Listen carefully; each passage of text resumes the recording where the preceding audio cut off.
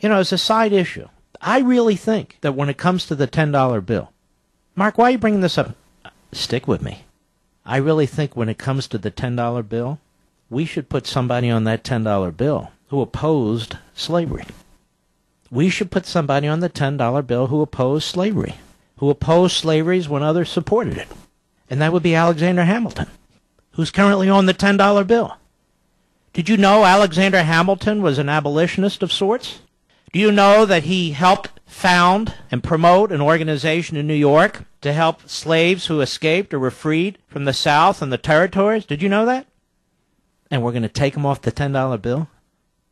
Our first black president has directed his Treasury Department to remove Alexander Hamilton from the $10 bill. Notice they won't remove Andrew Jackson from the $20 bill. I'm not saying they should, but notice that was the scuttlebutt. Do you know why they won't remove Andrew Jackson from the $20 bill? This is my theory anyway. Because every year the Democrats hold their big fundraisers in towns and counties and states across the country. They call them Jefferson Jackson dinners.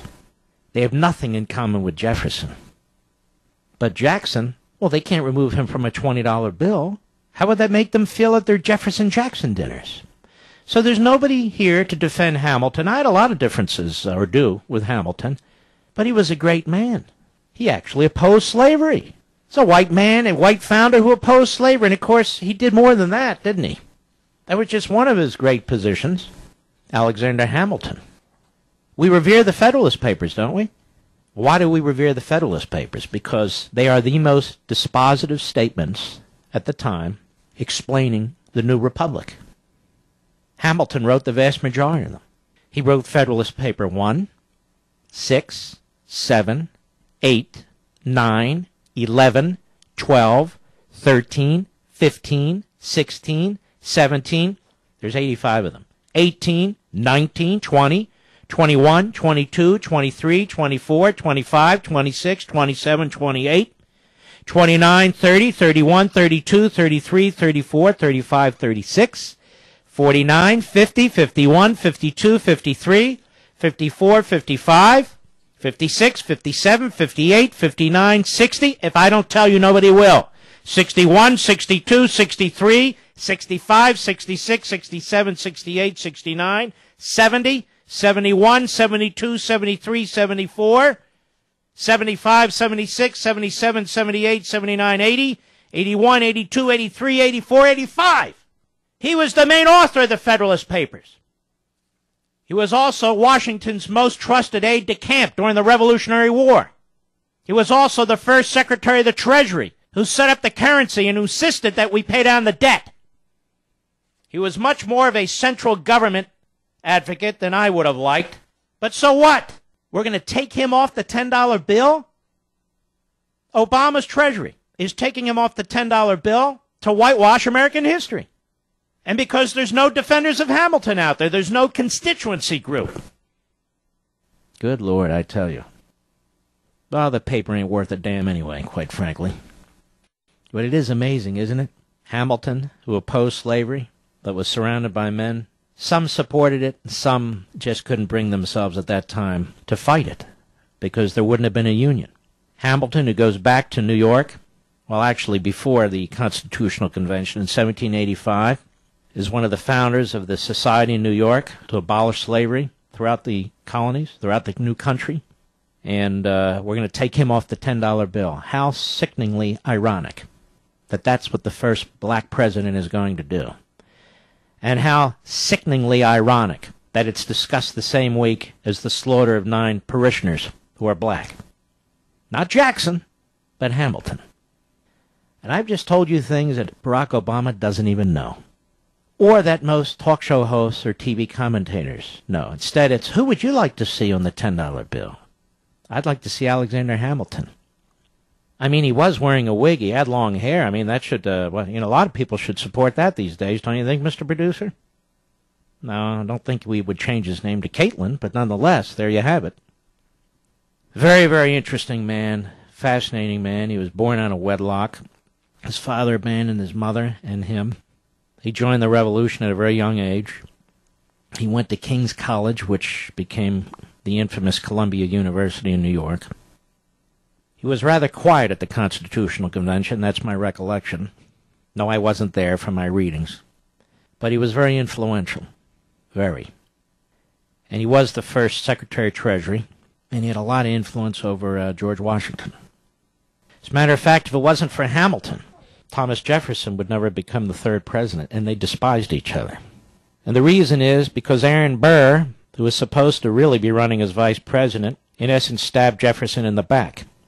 And he decided, I think I can get enough votes out of the House of Representatives to become the president. So all of a sudden, it was Jefferson versus Burr, Adams also, but he was in a distant third in Hamilton.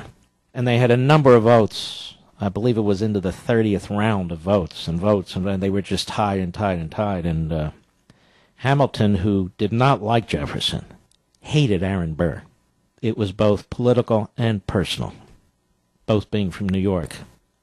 And he threw his support behind Jefferson, and that's how Jefferson ultimately became the third president of the United States. I said I would do more of these stories, and I just haven't done it, and I need to. They're not stories, they're history. Hamilton would later die after he retired from government, went back to his practice as a lawyer in New York City, still was very active in politics. He opposed Aaron Burr for governor. They exchanged words in the newspapers. Back then it was quite vile. They've been going at it for decades, really, he and Burr. Burr challenges him to a duel. They didn't really have real duels back then, but Hamilton couldn't back down. And so they have a duel. It's in New Jersey, which is where all duels are held, aren't they? And Hamilton thought the whole thing was stupid.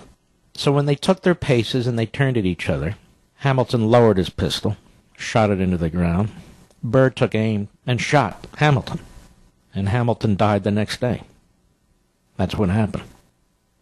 Hamilton, who set up America's financial system, nobody was really sure how to do it. And I don't agree with everything that he did, but he was a brilliant man, and he succeeded in setting up America's financial system. He was a big-time capitalist, too, by the way.